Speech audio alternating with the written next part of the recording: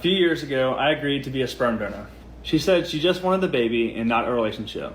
Both of them said the same thing. I was not the father. With her DNA, that could have been anyone's DNA. This guy is a perfect example of how in your early 20s, avoid making mistakes that will F you up in the long term. This guy was 24, started messing around with a mid-30s woman that now has him on child support. Anyway, let's get into the video. This should be fun to dissect. I don't care. I've stayed quiet long enough. Brett Fairley has been arrested, in case you missed it. I'm sure most of you have seen it, but here are the charges as well. So here is his booking picture. There's his name.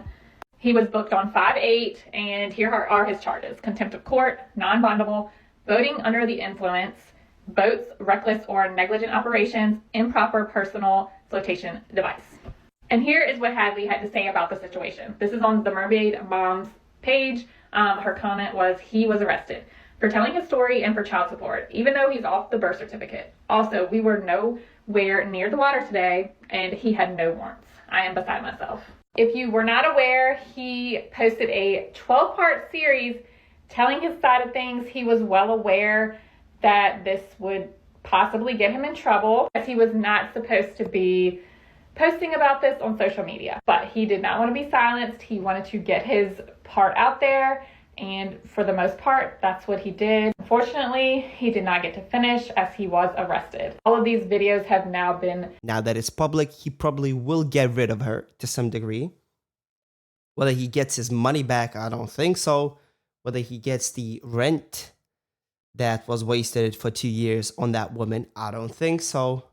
Which is, by the way, crazy how you can scam an individual to such a degree, but the courts will not do anything. There are no states in America, or actually in Europe, that take paternity fraud as a criminal case. It's a civil case. Everyone's treating it as a civil case. Now, you can get a criminal charge if you, on the basis that you lied to the government, you falsified information to the government. The fact that you're scamming the father, the man, doesn't come into the equation, because the courts, the government doesn't really actually care, because the guy is actually the money pile that they can milk. Check this out. Texas BEA based estimate of 44 billion compared to other sectors of the economy. This is 44 billion in child court. There's 30 billion just in attorney fees. Do you think that anything regarding the legislation will change? Nothing's gonna change. I heard Just Pearly Things say this, which I probably to some degree agree, that the only change that we are going to see is when it's rock bottom, which means that Western economies will start to collapse. At that point, we probably will see some policy changes regarding, specifically regarding this. Like, for example, even there's not a single behavior that you can enact upon women that will not get the government involved and persecute you, whether it's civilly or criminally. In this case, somebody can scam you out of 50 years of your life, and they will face zero consequences for that. Zero. I have been married for 51 years. Got 2 sons, 42 and 40. Damn deadbeats. I'm still supporting the little boogers. Needed to take a test to see if any of us had a kidney good enough for my brother. Found out something interesting. They ain't my kids. There's somebody else's. If you guys would be kind enough to drop a like and a sub, I would greatly appreciate it. Let's move on. So Brett Fairley, who went viral for his insane paternity fraud story recently, was just arrested and made to take down all of his videos. It's a lot, but I'll give you the quick breakdown. So Brett is a young man who ends up getting approached by an older woman named Maria who asks him to be her sperm donor. She convinces him with paperwork and everything that it's all on the up and up. He's not going to be legally responsible for this child. Despite this arrangement and them only having a one-night stand to complete this arrangement, Maria ends up finding Brett's mom and grandma and tells them that she's pregnant with Brett's child and convinces them that he should be involved with the pregnancy. His mom and grandma now want to be a part of the baby's life, so they convince Brett that he should be too. So he agrees to start paying child support. But after a little over a year, having paid now $55,000 to this woman for this baby, he ends up taking a paternity test and finds out the baby isn't even his. Not only that, but Brett finds out that Maria likely knew who the real father was this entire time, but refused to disclose it because the real father was married to another woman at the time.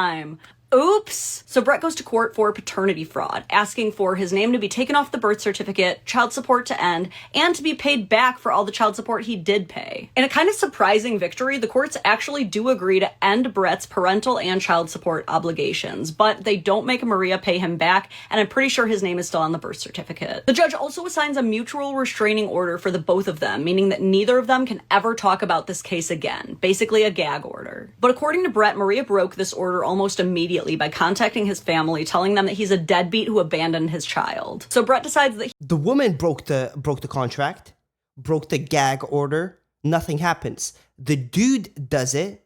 He goes to jail. What a surprise. Remember, this is the system, apparently, that's oppressing women. he too is going to defy the order and clear his name. And that's when he made a multi-part series detailing all the lies, how he got played, and also his own mistakes along the way to help educate other men. I actually remember one interview where Brett was asked what he would tell his younger self if he could, and he said that if he had ever heard a story even remotely similar to what he went through, he would have never been in that situation. So his story does have the ability to prevent this from happening. But obviously the courts don't want this story out there. Why? It just makes you wonder, especially when you consider that in other countries like France, it's actually illegal for men to perform paternity tests on their kids without the mother's permission because, in their words, it would destabilize the community. And honestly, this whole concept that you have to prove paternity fraud is also crazy to me because it's like, did she say the kid was his? Did the DNA test say that it isn't?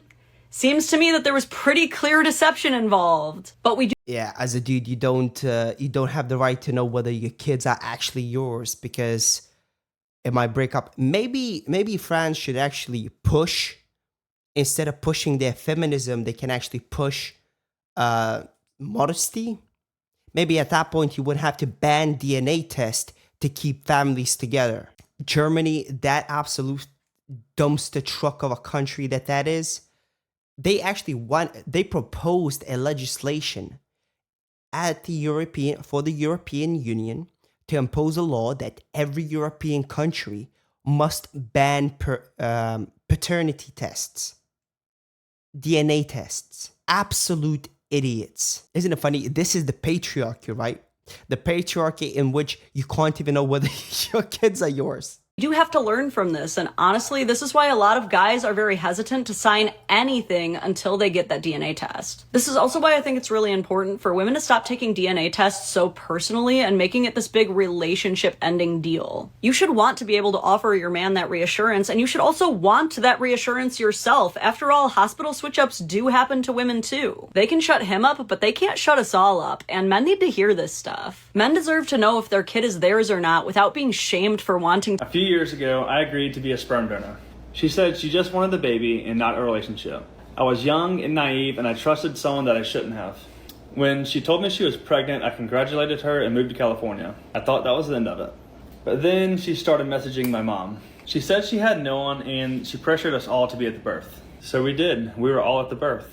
I signed the birth certificate, and I decided to be in the baby's life as a dad. I let her and the baby live in my Airbnb for free. I had to pay child support, and she took over $52,000 from me. I thought I was doing the right thing. I thought I was being a dad. She started asking me to be a family, and when I refused, she called me a deadbeat online, and I stayed silent throughout it all. 2.5 years later, I decided to take 2 DNA tests. Both of them said the same thing. I was not the father. When I shared the results, she said that I was lying and that we tampered with the test.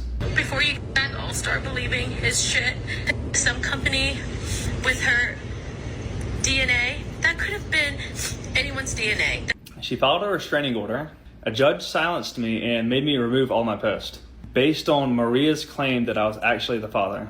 Here is the court-ordered DNA test that I had to request. Mind you, this is because the judge is actually on the woman's side. The judge is supposed to enact law. He's not supposed to take sides. But in this case, they are on the side of the woman. Because if they are on the side of the woman, that means that the man will pay more money for attorney fees, for every other fees. That's why the industry is so big. And it confirmed again, I am not the father. And while I was silent, she kept going. She was changing dates on photos, spinning stories, manipulating people online. Some people believed her. But while she was doing that, I was uncovering the truth. Connections, manipulations, lies, and the truth about who the real father is. This is just the beginning of Maria's web of lies. I started telling friends and family, and everybody's in shock. The probability of paternity is 0%. Bro! Isn't that the most insane thing you've ever seen in your life? I hired a lawyer, and he said, do not contact Maria again until she's served. For the first few weeks, I was just sad, and then there was this moment. Hadley and I were just sitting there, and she kind of mumbled under her breath, I can't believe she called me. And both of us just started dying laughing. This was the first moment where I was like, what the did I just go through? And then small town people start talking, and I start getting messages like this. I guess all of her friends always knew who the real baby daddy was, but no one bothered to tell me. And I was pissed. I started looking at this tattoo every day. She would post this tattoo on her Facebook, and now knowing that her friends knew, I start wondering, were they laughing at me the whole time? I started to hate looking at my own arm, and I didn't want the tattoo anymore. It had nothing to do with the baby, it had everything to do with Maria. Hadley suggested that I either get it covered or removed. After some thought, I thought a line through it would symbolize moving on from the abuse, but not forgetting the child that I love. In October, Maria gets served a lawsuit, but not before I heard the process server say this. I've been down this road with her before. Yeah, who was the guy? He did some kind of swimming pool building or something that she was fooling around with. Apparently she's been in lawsuits with men before. I had no idea. After she was served, I gave her plenty of time because I asked Hadley how she would react if her kid's dad served her with paperwork showing DNA results that he wasn't the dad. And Hadley said I would immediately call him and tell him to get his down here and do another DNA test in front of me because I know they're his kids. But what does Maria do? For the first time ever, she's quiet. So I post my video to my 100 followers only to clear my name.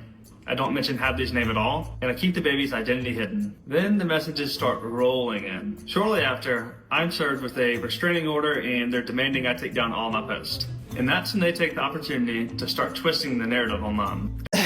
So, bro, this is wild. I mean, the guy was put in jail.